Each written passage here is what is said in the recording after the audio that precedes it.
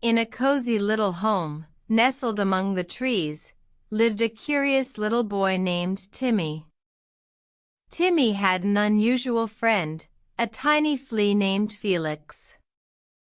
One sunny afternoon, Timmy discovered Felix on his favorite blanket. "Hello, Felix," Timmy said with a smile. Felix hopped onto Timmy's finger, waving his tiny legs. "Felix, you're magical," Timmy said. "Will you take me on an adventure today?" Felix nodded his head. "Of course, Timmy."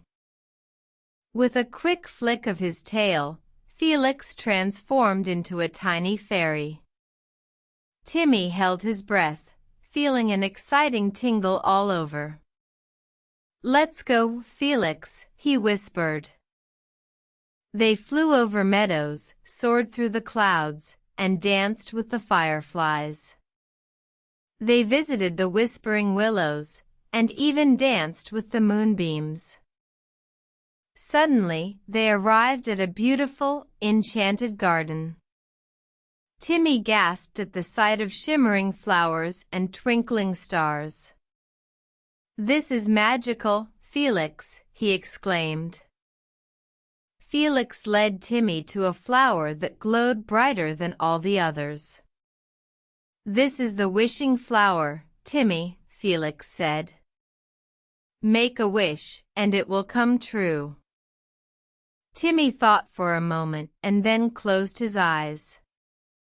He wished for happiness, love, and joy to fill his heart forever. As he opened his eyes, he saw the flower's petals twirl and sparkle. A warm, glowing light filled his heart, and he knew his wish had come true. "Thank you, Felix," Timmy said with a big smile. Felix hopped onto Timmy's shoulder, and they flew back home. That night, Timmy went to bed with a heart full of joy. He snuggled under his blanket, dreaming of his magical adventures with Felix. The end.